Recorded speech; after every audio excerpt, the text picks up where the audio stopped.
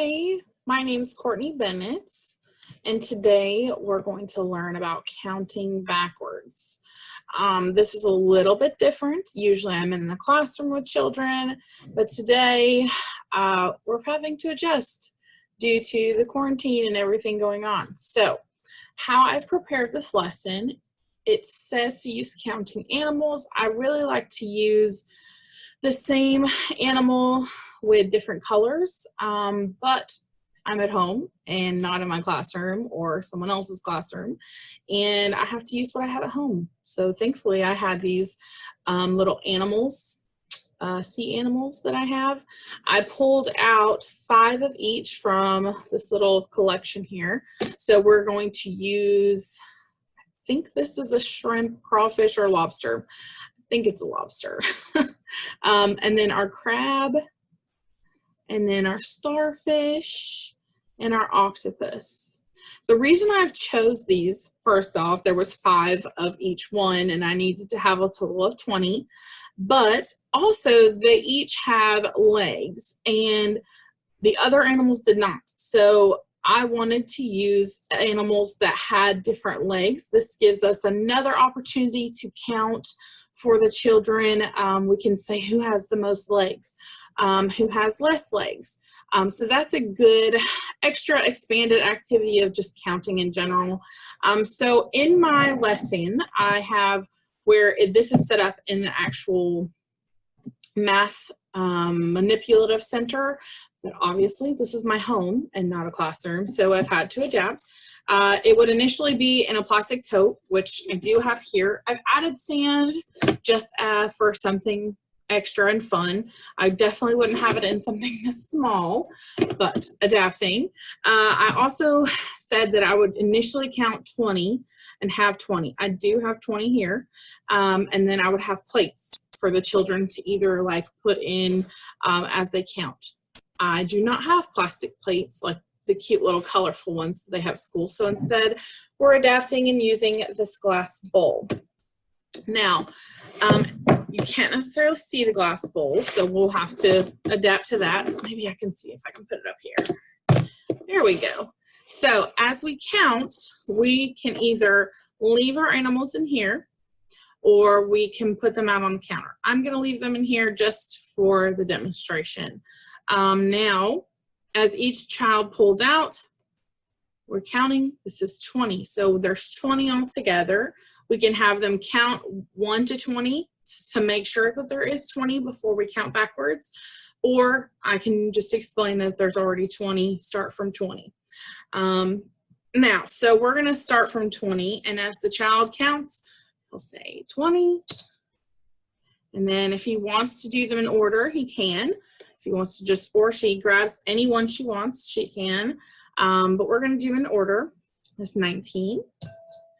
All right. And then 18. And then there's one more. 17. They're kind of deep in there. 16, 15, sorry. So now I've gotten all the starfish. So I have at least 5. We're at 15. Now let's say they start getting, they're struggling on these. Like if they can't get the number 14, I could scaffold and ask them questions like, okay, well, what comes after 13 when we're counting upward? And then they would probably get it. Or if not, we can lay them out and count upward to 13, and then they can find out what's after 14. We could reference things in the classroom to get them to come to the conclusion of 14 is the next number that we count backwards to. Also, before having them do this activity on their own, I would model this just as I'm doing now before letting them do it on their own. And so let's say we've got 14, 13, 12, I'm sure they're hard to get out, 11, there's 10, 9, 8, 7, 6, 5, 4, 3, 2, 1. I have one extra in here. Even I make mistakes. Apparently I missed counting because I kept talking in between. So that's definitely another strategy that I could give the kids, is to stay focused in their counting, don't skip. And then also, since we have 4 different animals, they can group them in 5s. And so I would have them, let's say if we did have this extra octopus, we could say, well, if there's an extra octopus, let's group the animals that we've already counted, and then we can count from there to see which one we missed. And then they can start over, basically. Now, let's say they want to do it again, because don't kids just love repetition and keep doing things? So they can move the sand around, even hide stuff if they want to. This is the kinetic sand. I generally wouldn't use kinetic sand for this. I would have like normal sand that's easy to push around. That way there's some discovery and exploration. It keeps them engaged. And then it was kind of hard for me to pick up. I'm a textural person, and if you have students who have like sensory issues, that you can give them little pincers that they could use to help them not touch the sand if they choose not to. Or you can have one without sand.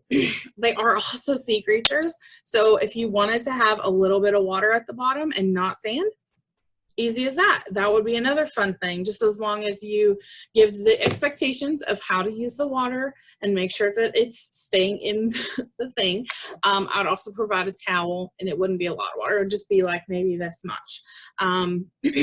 So let me also show you the worksheet.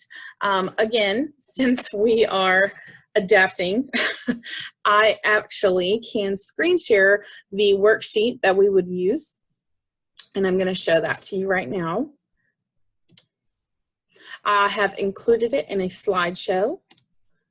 And there we go.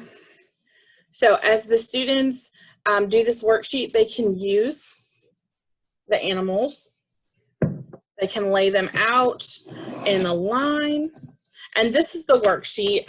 Obviously, it's not something that we would have them do on the computer. This is just an example of them completing it.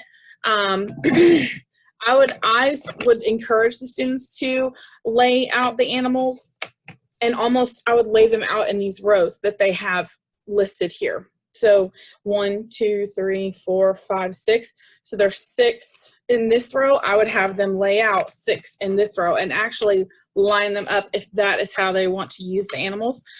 For your advanced students, if they choose not to use the animals, that's fine. Let them challenge themselves. So as they begin to answer, they'll write in these numbers. And if they get stuck, they can always start from above. They can count upward. They can take away. This is going to teach them subtraction and addition as well. And they would just continue. If they ever get stuck, they can always ask questions, and then we can scaffold and get them to problem solve and get to that answer. So I really appreciate your time, and I'm sorry I'm so bright. This camera is not great on my computer, but happy counting, and I'll see you soon.